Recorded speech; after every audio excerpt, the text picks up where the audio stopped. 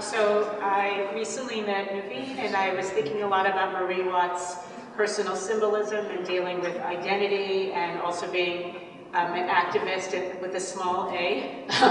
and I had the pleasure of meeting Marie Watt when the show first opened, and hearing her speak. And Nuveen also, I guess you're more of an activist with a big A, but in a very metaphorical way in your work. And I also found that your work has a lot in common with Marie Watts in terms of your sourcing your fabrics from your community, just as Marie Watt sources her fabrics from a whole range of communities, and also does collaborative work, as does Nuveen. And so I'm delighted that you're here, and so please share with us some of your works. Sure. Well, thanks for being here, everyone.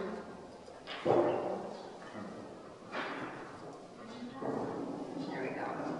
Okay, well, we're going to get started with this piece. The title is Landscape of Gulistan. In certain times and in certain points in history, speaking in Kurdish, teaching Kurdish, or even singing in Kurdish was forbidden. So a lot of the Kurdish poets and artists would be required to conceal their ethnic identity by using floral metaphors and motifs in their work, such as Gulistan, which means land of the flowers. I'm super interested in this piece because, or in this word, because not only does it touch up on the imaginary, but it also is a very common name in the region. So not only does it describe a person, but it also describes a place, and that's something that I'm really interested in exploring within my own work. As you see here, this is a poem by Şevku Bekes, and he refers to the place that he's from as a flower. This has been translated into English. So that's just an example there. So this talk of Kurdistan, you must be wondering what or where that is.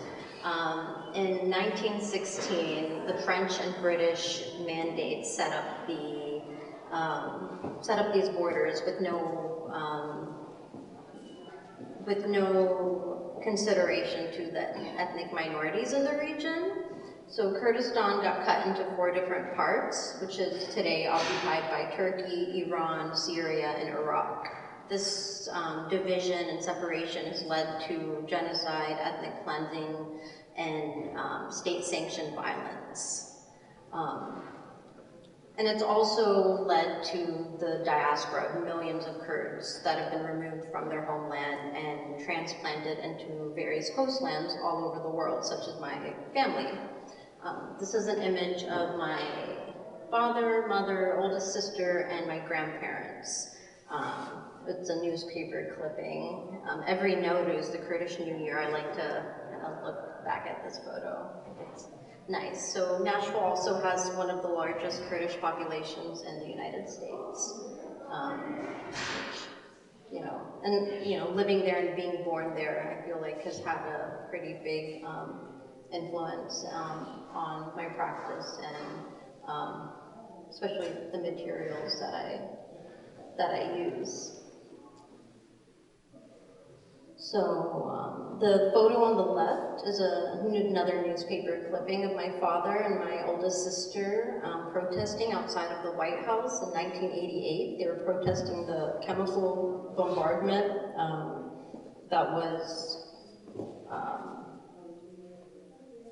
that Saddam Hussein's chemical attack on the city of Halabja. And then the photo of on the right is a photo of me in 2019 protesting in Nashville the Turkey's military operation in northeastern Syria, which displaced 300,000 people in the region. So I bring this up in the beginning because, one, you need some context. I feel like I have to do a brief history lesson before any talk or even getting into my work. And two, protest is something that I think I can't really protest. Politics, you can't really escape.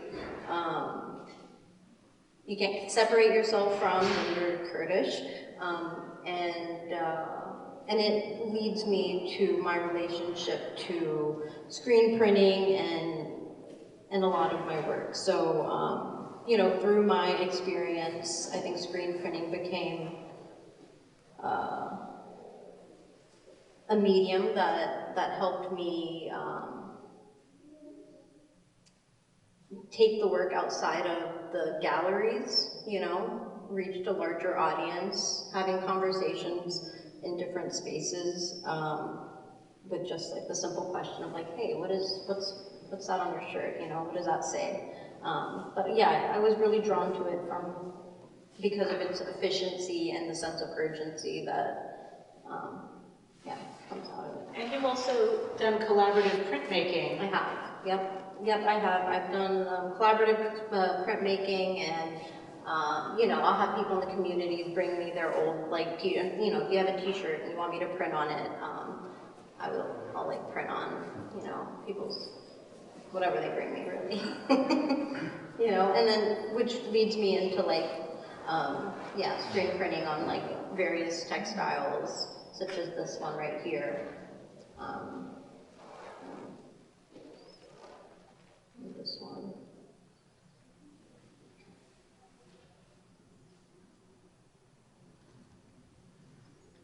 And so even like through the screen printing, it kind of, and screen printing on t-shirts and textiles, I was like really interested in fashion, really interested in like upcycling clothing and different acts of protest within like wearable art. So yeah, this is an example of that. Yeah. And I just, this one I was particularly drawn to because of the fact that this was a shirt, a jersey that was presented to you, and you worked with it as a ready-made, right. Which is a lot. All of your work pretty much is about ready-mades, a long tradition in the art world, starting with Marcel Duchamp is the most famous for it, but Picasso, George Braque were doing it as well, and you do it in a very different way, but also you have incredible titles and punning and the use of language as well, and so does everyone recognize the jersey here? If you follow basketball. Basketball, is it Elijah Ford? Is that the basketball player? Yeah, so the image of, that I've used here is Layla Qasim. The title of this piece is called "We're Still Mourning Layla Qasim's Death." Layla Qasim was a student and an activist in 1974, was actually executed by Saddam Hussein's regime for her activism. So yeah, it's like somewhat of like memorialization, right? But yeah, I like what you said. Like we had a conversation like a week ago or a couple weeks ago, and you were talking about like a contemporary like memorialization. Right, because many artists have used what we call memento mori, reminding us of life's ephemerality, and like maybe using the skull or showing withering flowers or a candle flickering. And I just thought this was such a clever contemporary use of memorialization. Yeah, so then exploring a little more of that, this I would consider it a little more traditional in a sense, at least from the region. This is also another activist, Hevrin Khalef, who was a politician, the head of the Future Party, and a women's rights activist in the region, who was also brutally murdered by the Turkish military in northeastern Syria in October 2019. It's called Death of a Peacemaker because there's been stories about how she suggested that every displaced family in the region be given a tree to be planted in front of the tents, so that when they leave, they'll leave the land with a green memory of a land that has grieved them so much. Which is, yeah, I don't know, like stuff like that I've heard about her, just like really, yeah, really inspirational. So another thing is, I was mentioning to Deborah how The colors here are really significant because at our burials in Kurdistan, the Kurdish flag is not to be present at these burials, so instead we will use the colors and like different laces and ribbons and flowers, but not the flag itself. Here's an example of that.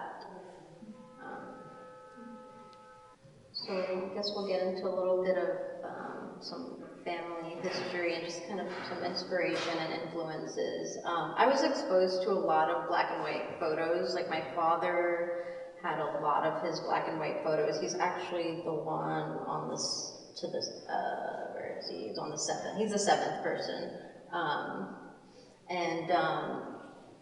I think he kind of instilled this sense of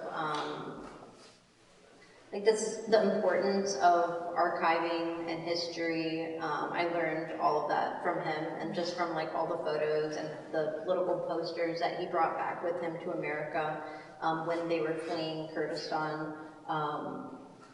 Yeah, that's always been like something that's been really important to my work. And Nuveen, can you give everyone a little sense of your history, because you were born in the United States as part of a large Kurdish community in Nashville, but when you were 12 years old, your family brought you to Kurdistan.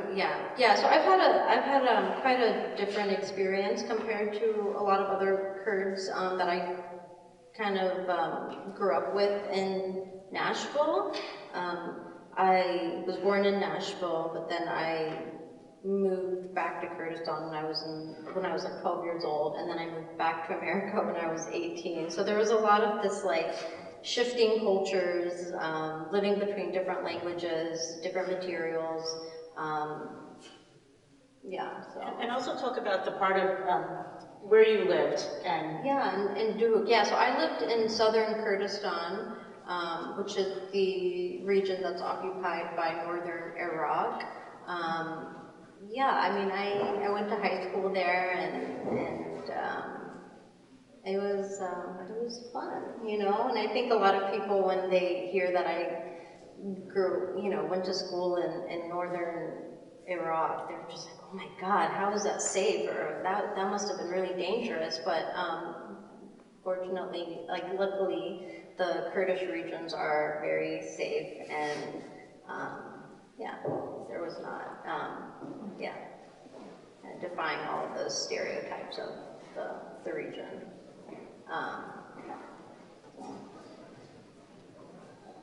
My mother, this is an image of my mom teaching me how to make a Kurdish dress by cutting up tissues. She wouldn't even use scraps of fabric. She wouldn't even waste scraps of fabric on me. She would just say, no, let's use these tissues and I'll teach you.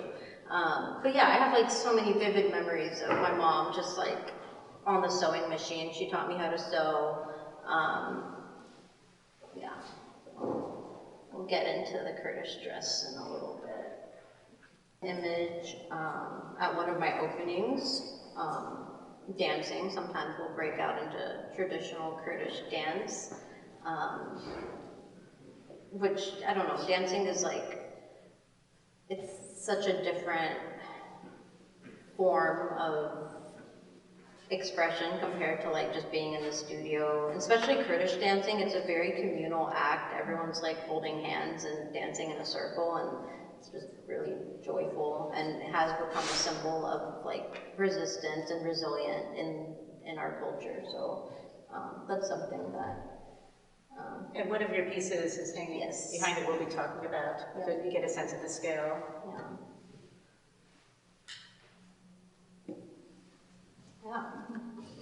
And actually, this is a piece that really excited me. So I discovered Nuveen's work when I was at Skidmore College this fall, actually, on Parents' Weekend, visiting my daughter, and it was raining, and I really wanted to get out into nature and go on a hike, and I couldn't, and so I started exploring the campus, and I went into the arts building, and I saw Nuveen's work on display in the gallery there. And I'm very much drawn to pop culture. I teach a course at the School of Visual Arts on pop art and how it continues to the present. And I just thought to the present, and I saw the use of the hot Cheetos with a carpet, and I asked the gallery attendant, is the artist around? And they said, oh, go down the hallway, and I introduced myself to Nuveen, and it was such a delight, like, to have this serendipitous encounter and to talk to you about your work. And I learned so much about the carpets as well, if you could tell the audience. Yeah, so I collect a lot of rugs, ironic and funny, since we come from a region that has such a rich history of hand-woven tapestries and rugs that, like, here we are with, like, the machine-made rugs, and there's a couple of reasons for that, right? It's one, hand-woven rugs.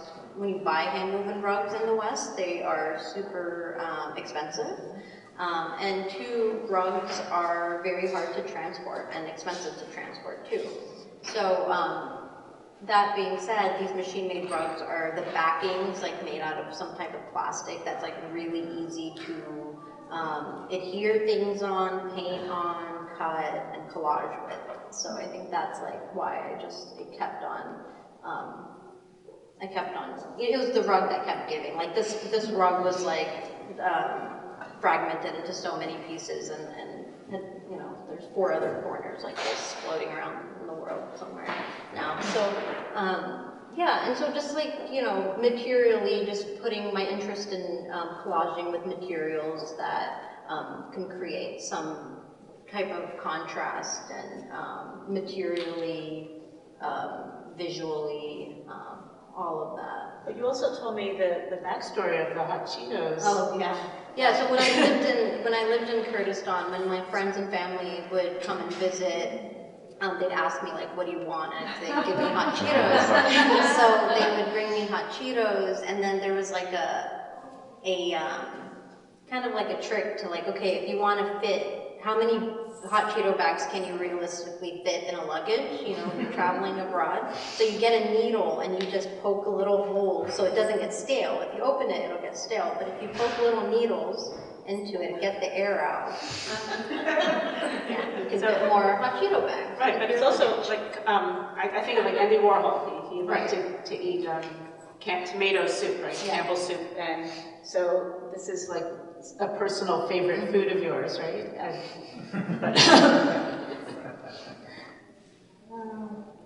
Yeah, so still like experimenting with the rug and different materials and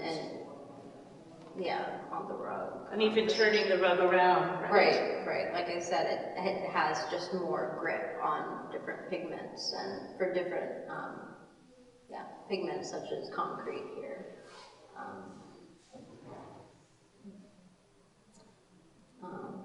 This dirt, this is some soil that I brought back with me from Kurdistan when I was there in 2021. So just kind of working with, exploring different materials with the rug and seeing the contrast that it creates. And also tell the story about the fig tree in your family. Oh yes, the fig tree. Okay, so something that's really common is that we will get the root, a lot of I think this is very common throughout a lot of diasporic communities where they will bring the root of a fig tree or a rose, like a branch. They'll cut off a rose branch and then they'll plant it into their garden wherever they live. So my father actually has been growing fig trees that were brought from, the root were from Kurdistan. So I remember having a conversation with him, and I was like, do they taste the same as the ones back home, or do they, I wonder how the water affects the growth of it, and the land, the soil, and all of that, and I think that's like a really good metaphor, or a good metaphor to kind of think about just diaspora, right? I think a lot of us sometimes feel like we're an extension of this place, and the question of authenticity comes up a lot, like, oh, well, how tied or how connected are you to this land? And if you're not, if you're getting questioned your authenticity is getting questioned about your connection to your ancestral land, and then you don't feel a connection with the land that you're on and have planted roots in, then you kind of are stuck in the middle, right? Which a lot of my work kind of exists in this liminal, so the space between the homeland, hostland. Yeah. And also a lot of your work has layering. Yes. And that, I understand, is related to the layering of fabrics in Kurdish dress. Yes. Yep. Yeah, it's funny. You're like, oh, like Rothko's layering. You're talking, and I was like, yeah, that, and also like the Kurdish dress is something that, like, you know, I feel like I've learned this layering from that. You know, because the Kurdish dress. Do we have a photo? Yes. The Kurdish dress, often, there's always a layer underneath it. There's like the pants, the slip, and then the dress, and then there's the vest. So sometimes the vest is short, and sometimes the vest is long to the ground. No matter how opaque the fabric on top is, there's always going to be a layer under it. And even if it's sheer, you can see the layer under it. So sometimes it like elevates the dress. You know, if you wear something shiny, it'll definitely make it nice. But yeah, the Kurdish dress definitely, I think, yeah, a lot of my painting practice kind of stems from the dress itself, the construction of the dress, the deconstruction of the dress. It has a very suppressed history in the region, you know, just like the language, just like the dances, just like, you know, just the culture in general. So I think there's like layers. Oh yeah, like, these are some examples, some headlines about the Kurdish dress being forbidden in certain parties and celebrations. Yeah. Right, we were just thinking about Marie Watts' work, where she has done a very political piece around the corner where the potlatch was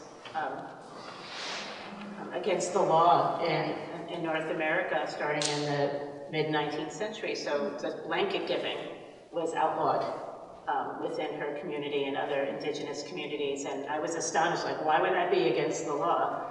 But that's asserting your identity. Right. And so I found a resonance with you, or I guess a parallel with what you were telling me about the clothing being outlawed.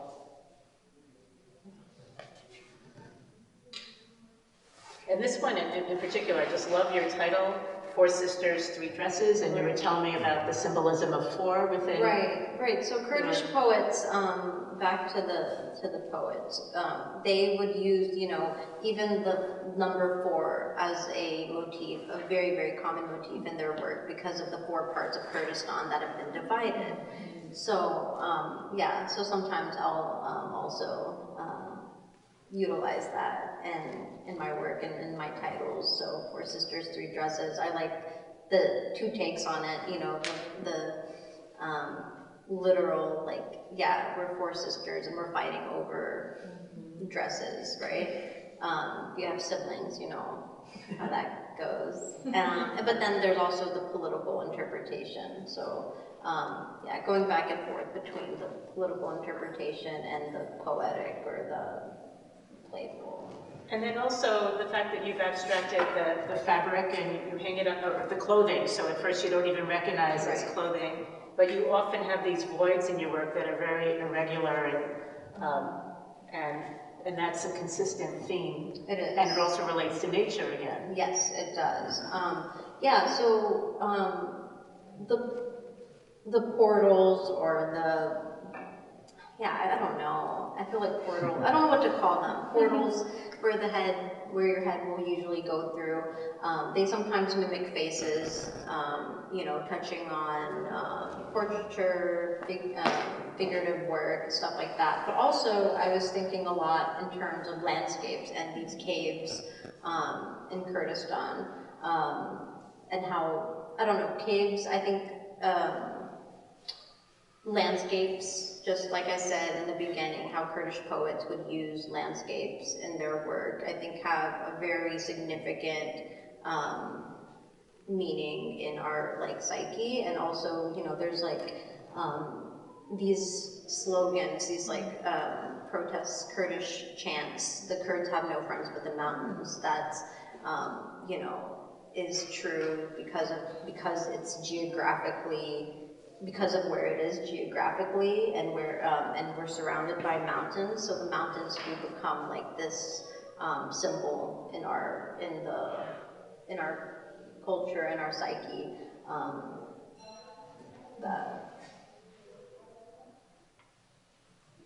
And yeah, so like landscape of Gulistan, going back to the landscape. Right, and also the way you bring landscape in by the mix of fabrics, including the floral patterning.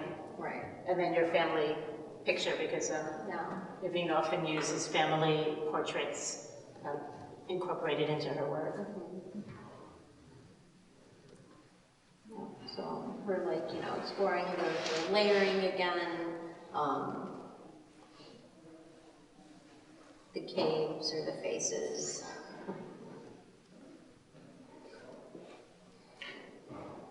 And also bringing in being an American, right. being part of the diaspora as well, because you bring in the like the stars and the colors of the American flag. Yeah.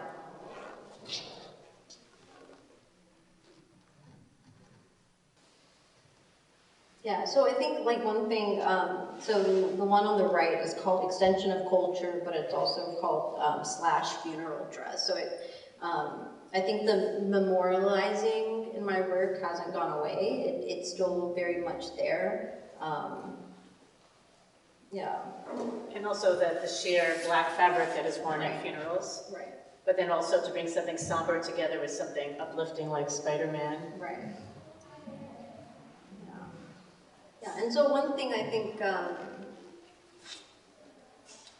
is similar, we were discussing how in our culture, fabric giving to each other, we give each other fabrics all the time, whether if it's any celebration, if it's a wedding, if you just got married, if you just graduated, if it's a funeral, like someone will gift you with a fabric. So, you know, I have a lot of fabric.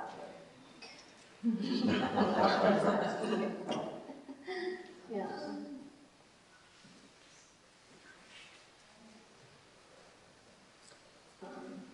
This is this is where we met. Yeah, this is where we met. And this is where the Cheetos piece was. Mm-hmm. But I also like that you install your pieces close to the floor, and that you work with other spaces in the gallery.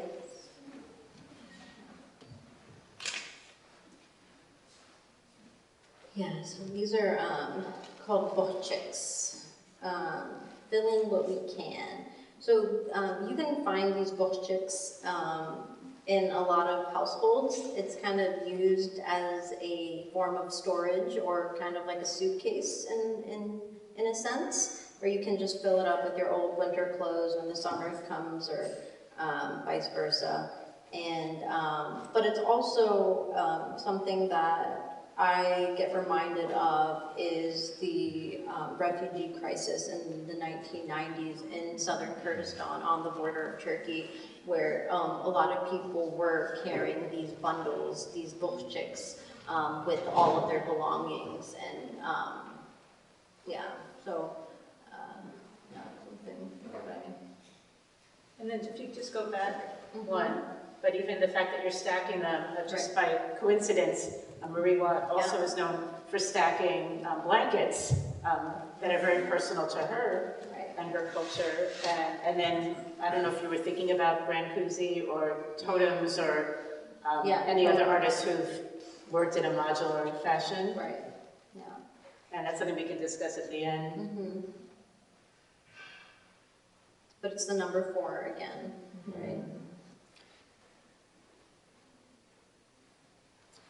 This is a recent installation shot at a show I had in Toronto recently. I think it was in February, I believe. These are 3 dresses that were installed in the window, which I thought were really, it was really nice, the way the light was coming through the fabric. And then these paintings on the right are some new bodies. It's a new body of work where I've been stretching these beaded fabrics on panel and on canvas and layering paint, latex paint, gesso on top of it, like completely transforming the original fabric. I wish I had some before images of these fabrics, because like this fabric on the left was green, and the fabric on the right I think was blue. But yeah, just still like playing with the layering and this idea of revealing and concealing with paint And coming back to your painting roots as well. yeah, that too, yeah.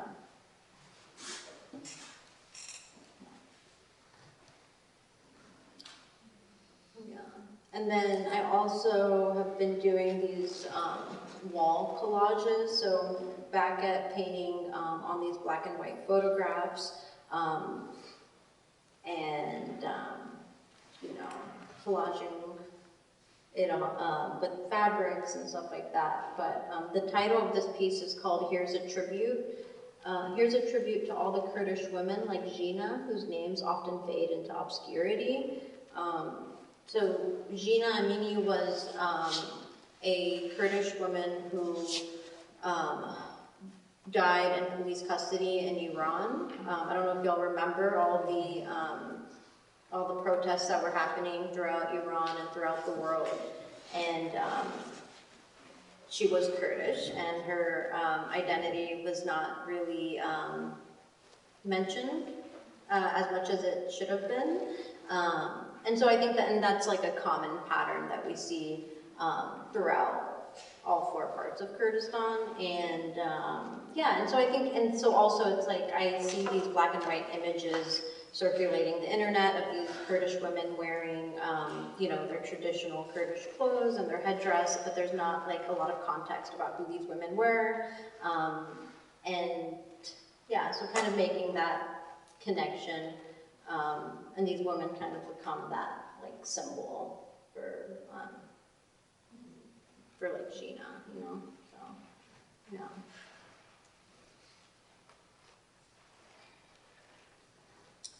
And this is a recent studio shot. My floors are very messy. And you were telling me about the significance of the tassels as well? Yeah, the tassel's like a very folklore kind of decoration that you can find in houses or even outside. People will like in the summertime, like sitting outside a lot on their like porches, and they'll hang them on the very edge of the ceiling, the rafter, yeah. And they're made out of wool, and they're dyed with like natural dyes and some synthetic dyes as well. So I found that at like an antique shop in Kurdistan in 2021. Yeah. And it does look like a portal or curtains opening to a window. I think that's it. So I just wanted to talk about your relationship to Western art. You have so much of your rich culture in your work, and we were talking about Rothko, because Mark Rothko is known for diluting the paint and layering and letting colors peek through, as you do with your fabrics. Are there other Western artists who've inspired you? Yes. So Rothko, that's funny. I actually have a piece called Studio Visit with Rothko. I should have included that in here. But it's like a little study. I like copied one of his paintings. Yeah, so like Sam Gilliam, Faith Ringgold, Aaron Douglas, like a lot. Who else? David Hammond's work really, you know, in undergrad, like I was looking at their work a lot. Trying to think of anyone else. Hiwa K is a Kurdish artist who lives between Berlin and Kurdistan. I really enjoy his work. Yeah, so. And I'm thinking that, is everyone familiar with some of these artists here? Right, but David Hammonds is a very famous assemblage artist who deals with race as a subject quite frequently, and found objects too. I think you've addressed everything that I wanted you to address, but why don't we open it up for questions? Yes? I was wondering if you could talk about sort of resistance and femininity within Kurdish culture, if clothing plays a role in that, and if that's connected at all with your work. Yeah, definitely. I think Kurdish women have such a huge role in the liberation movement itself, whether that's like on the front lines in combat, which, you know, I think a lot of people in the West know Kurdish women as like, oh, those are the women that are on the front lines kicking ISIS. But we're also, you know, I think I have a piece in here, actually, it's called Cooking for the Peshmergas, like cooking for the freedom fighters, the women who are like at home that are actually taking care of business, right? And I think that's like, I make that connection with like craft or like with sewing and stuff like that, but how it's all very much connected. Yeah. You had a question, Nancy? No? I have a question, because you have to frame it for us to help us to understand. So I'm just wondering if you've had an opportunity to display your works within Kurdistan or you know, in a Kurdish environment, and how the reception was there. Yeah, no, I have. I've been in some group shows in my city, in Dubuk, and I've also like working with Kurdish curators and other artists, and I've been in group shows with other Kurdish contemporary artists. That also helps kind of put my work in this larger context, where it doesn't feel like I'm like alone, you know, doing it. But yeah, I think that's like one thing. We get really excited like when I meet other like Kurdish artists or curators, and yeah, that definitely we're trying to build that community, and I think social media helps a lot too, like connecting a lot of people from all over the world. So yeah. Any other questions? Could you actually go back to that piece you just mentioned, cooking? Of course, I looked at this and I thought it was a print, and then my eye went to the right where you have. Thank you very much for putting the caption there to tell me that this is not a print. But the reason I thought this was a print is that there's such an interesting visual layering here, and I know you talked a little bit about that, but there's like. I'm so curious how these feel in person, because there's this flatness that when I see these digitally, right, it looks like a real flat kind of sense of surface comes through. But I also, the longer I look at it, I get the sense that there's this like portal where it's kind of peeling away almost. And I guess I'm just thinking about that layering some more, and you know, I love that you showed us that image of the found image of the Kurdish women's dresses and how that layering informs accessibility. And I'm just kind of wondering, like, when you're building an image like this, a piece like this, how do you kind of like work through those materials to kind of build this? I don't know what the question really is. I'm just so struck by the sense of layering that's happening here, and I just wonder if you can like shoot that out a little bit more. Yeah, I've said this before, but where I feel like the materials live with me for a really long time. These fabrics, that dress, probably been in my studio for years before it became this. Yeah. And I think it's the process of like the process of just. You can imagine someone in their studio going through containers and containers and containers of fabric, and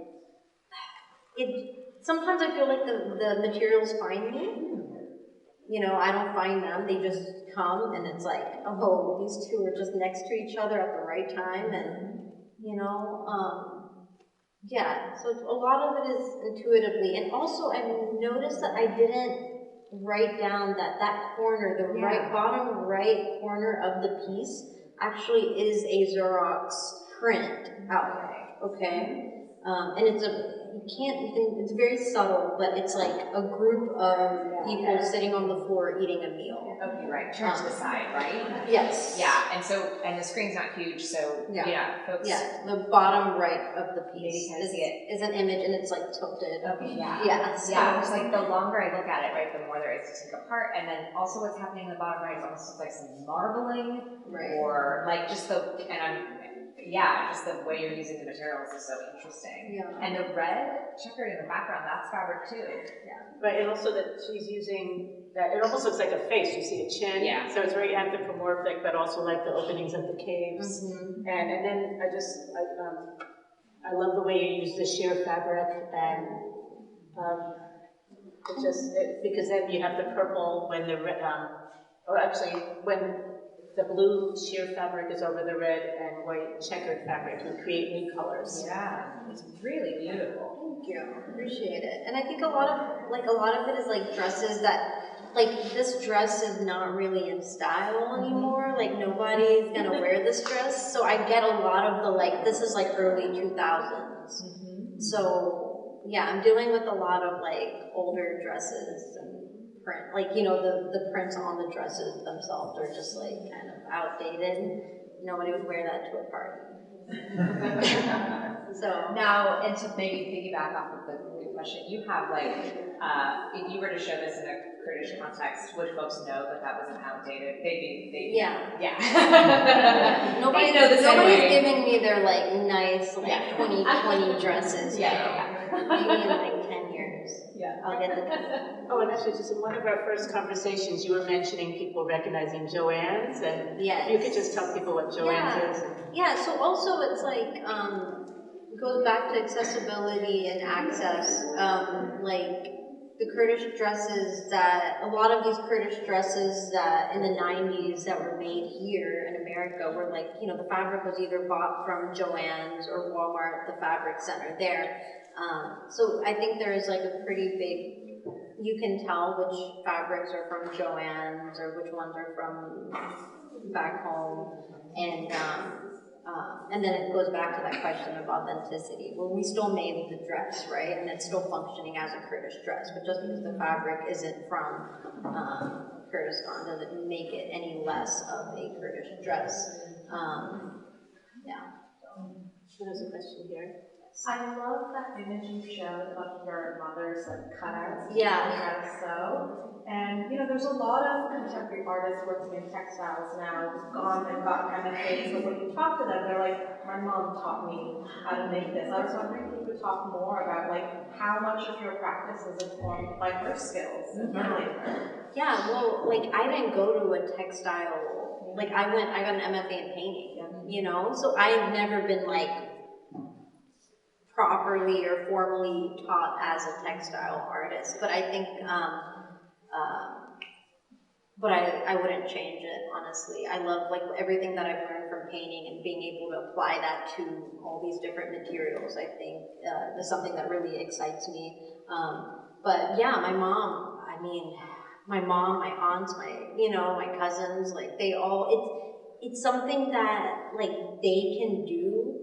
Like, I remember when I was in Kurdistan in 2021, I had like all my cousins helping me, and it was just like something so natural. Yeah, I don't know. It's just something that's been a part of my life, like, ever since I was little, so, And it's interesting, many of the artists who've worked with fabric, or even Sam Gilliam, who made draped canvases, his mother was a seamstress. Like, when you start investigating their biographies, or if you go to the current Frieze Art Fair, I discovered another artist whose mother taught him how to sew. So much of what we do comes from our parents, and that's what is so special about your work, is that it's so original and related to your family and your own identity. Any last questions? So thank you for your attention and your participation. Thank you.